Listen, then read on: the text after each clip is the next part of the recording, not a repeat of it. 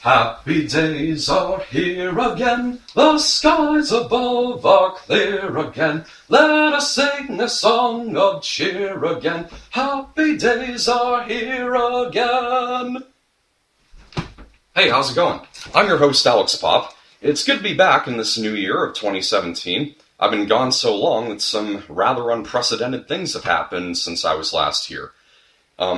We discovered a planet in a habitable zone. A prediction of Back to the Future Part 2 came true just 1 year late, and it was a lovely time to be alive to see the defeat of Crooked Hillary, so I'm still celebrating by clinging to my guns and Bibles. Yeah, you guys probably didn't want to see me return this way, did you? Okay, all joking aside, I do have a statement to make, and that is that we are becoming a more divided nation, and part of the reason is because of the election results. Donald Trump is now our 45th president.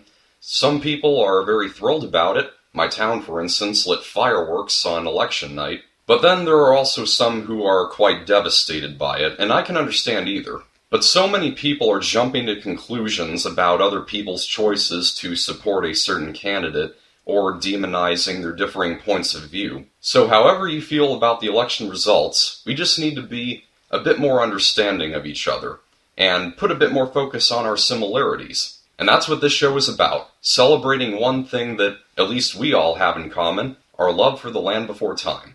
So whether you were a supporter of Trump or Hillary, Jill Stein or Gary Johnson, you are welcome here. And remember, if we hold on together, the American dream will never die. With that out of the way, let's get into some Land Before Time stuff. This is episode number 1 of my new series, Journey to LBT15, in which we'll be talking about the potential for the Land Before Time 15. The movie hasn't been announced yet, but I thought I should start this series now and get the buzz going early. And in this first episode, we'll be discussing what directors we'd like to see helm the Land Before Time 15, or any future film in the franchise. I asked the question on the Facebook page as to who should direct, and I got what I assumed to be joke responses like Peter Jackson, M. Night Shyamalan, or Michael Bay. Well, let's see. If Peter Jackson were to direct, we would get The Land Before Time 15, Part 1, 2, and 3. If M. Night Shyamalan were to helm one, we would find out that the entire time the series took place in modern day. And if Michael Bay were to take on the project, well, what else? It'd be the Age of Extinction. I'd be okay with that as long as we know that the Psittacosaurus survives. The movie would have been nothing without him.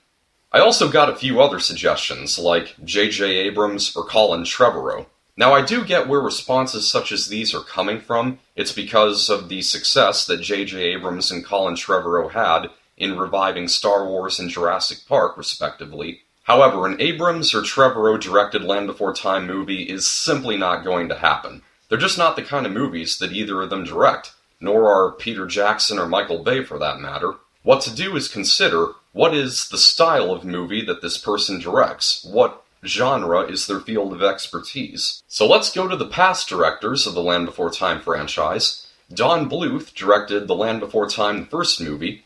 Roy Allen Smith directed movies 2 through 4.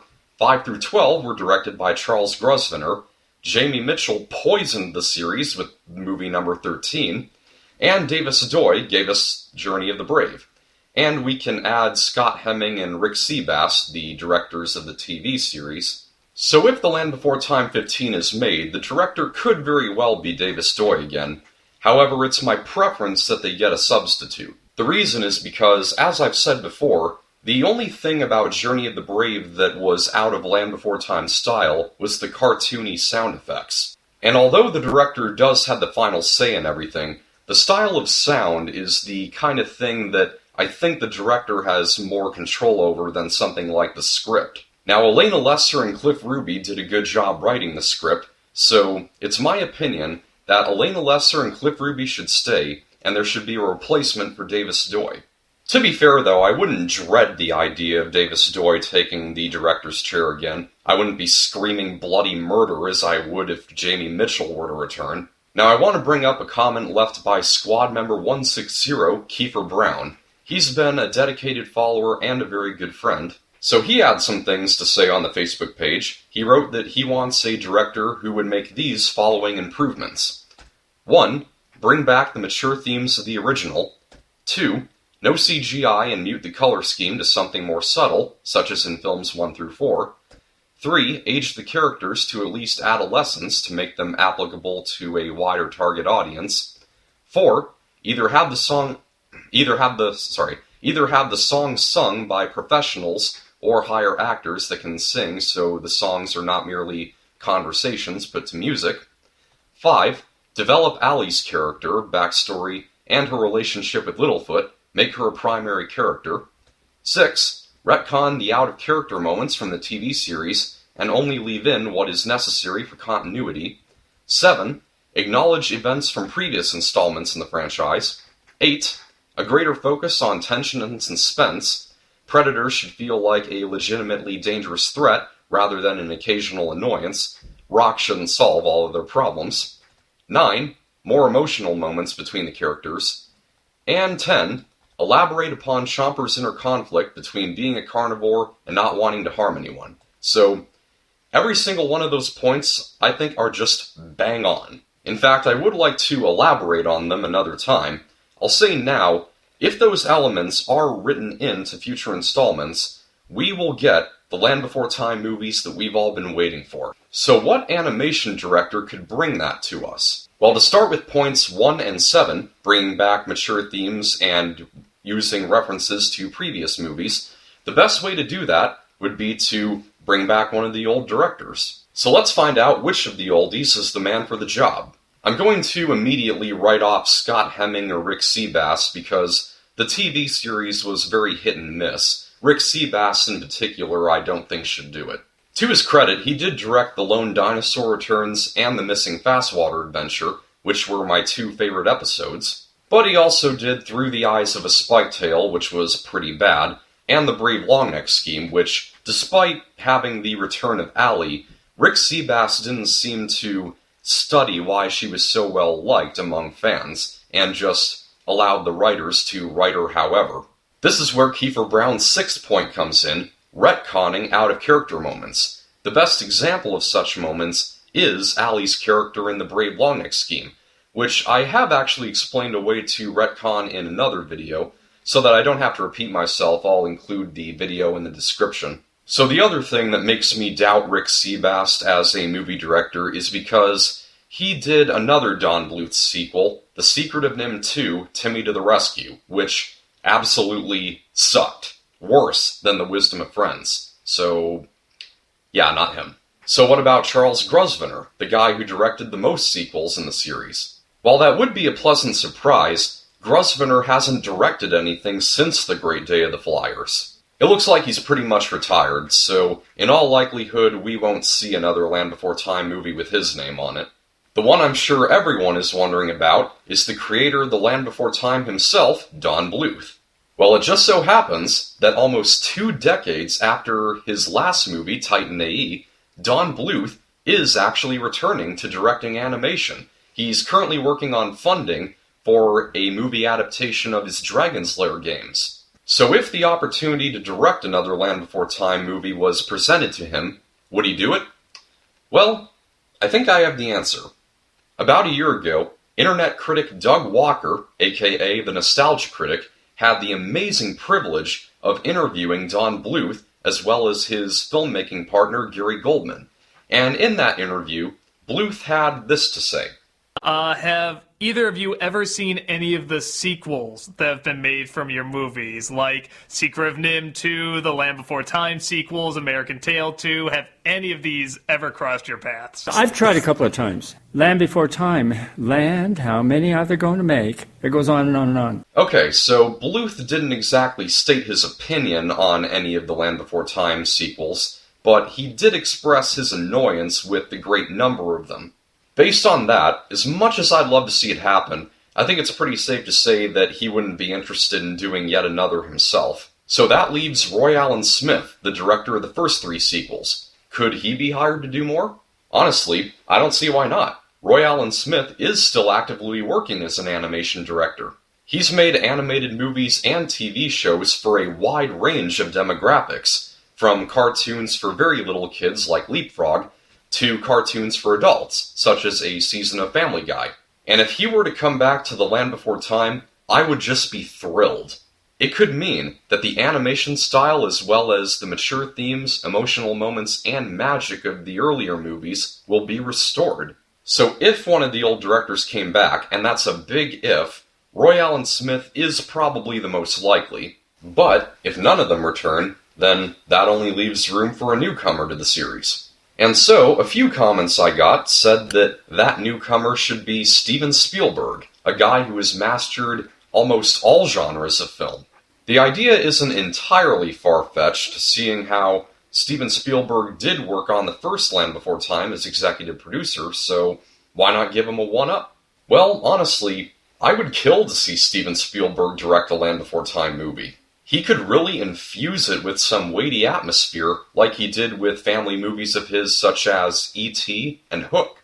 Here's the problem, though. Steven Spielberg, he's just such a big name. He's arguably the most influential and hailed director alive. So it's just too implausible that he would waste his time on a small direct-to-DVD movie. The only way I could possibly see him doing these movies is if they were made with the intention of having The Land Before Time return to the big screen, which I would love to see, but I'd be astonished if it happened. Now there is one more guy I'd like to bring up in the conversation of having a new director. You see, in 1989, Steven Spielberg founded a production company called Amblimation. It didn't last very long, but it did give us 3 feature-length films. The first was another Don Bluth sequel, An American Tail, Fievel Goes West, which personally I liked more than the original. The second Amblimation film was We're Back, A Dinosaur Story, which was passable despite some moments where you go, okay, that's the direction you're going with this movie? And the third and final movie was Balto, an underrated classic. All 3 of these Amblimation-produced movies were directed by Simon Wells. He's the one that I think should step up to direct the future of The Land Before Time. Now, it's only occasionally that a movie comes out from him, and his last movie was Mars Needs Moms, which wasn't without its moments, but it had borderline spooky visuals and a lack of imagination.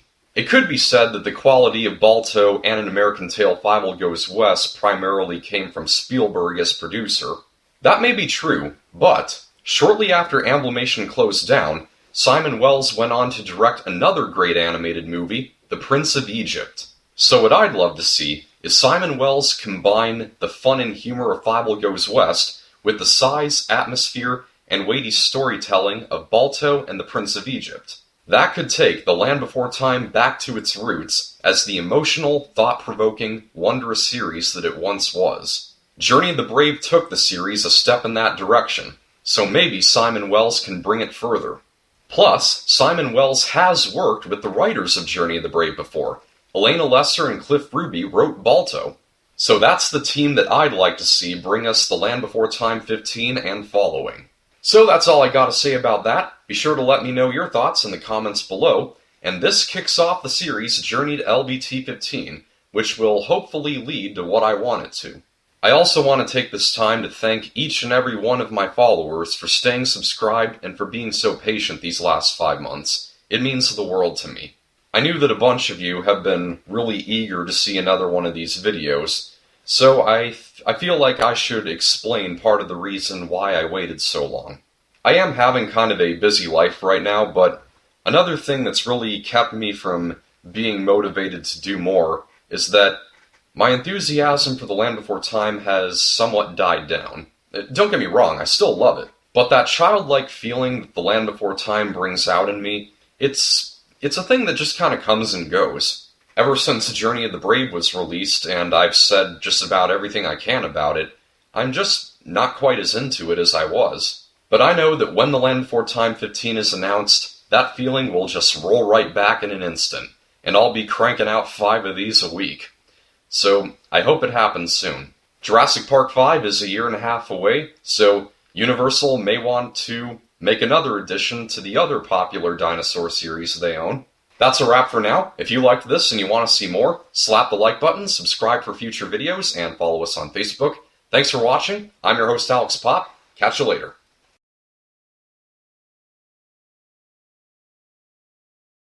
Now let me just tell you, we can make the Land Before Time great again. First of all, I want to thank Alex Pop and his LBT squad. Very good people, excellent people. Now let me tell you, I love the Great Valley and everyone in it. Littlefoot and his friends, they're terrific. Except for Sarah, who, frankly, is almost as bad as Rosie O'Donnell. Excuse me, let me talk. Look, the thing that I love most about the Great Valley is the wall. The wall is huge. It's a tough wall. There's a beautiful door for dinosaurs to go in and out. Or is there? I don't know. Now let me tell you, the thing that's missing about the wall, the sharp teeth need to pay for it. That's my suggestion. By the way, many of you may be wondering why I do this so much. It's because I know what you all are thinking about me as your new president. So I need to keep reminding you, everything is going to be okay. Tremendously okay.